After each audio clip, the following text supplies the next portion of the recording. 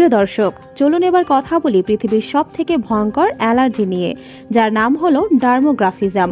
এই অ্যালার্জি যার আছে তাকে জাস্ট একটু স্পর্শ করলেই তার শরীর রিয়াকশন করা শুরু করে, ওই জায়গা সাথে সাথে র্যাশ হয়ে লাল হয়ে যায়।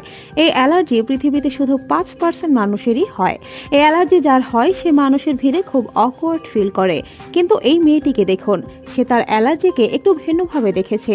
সে ভাবে যে কেননা এই অ্যালার্জি দিয়ে আলাদা কিছু করা যাক, এই জন্য সে তার শরীরে হালকা মার্ক করে একটি আলাদা আর্ট করার চেষ্টা করে।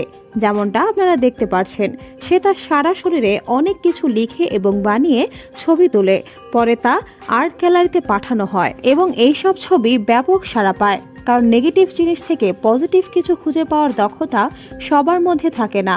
সে তার দুর্বলতাকে তার শক্তি বানিয়ে নিয়েছে।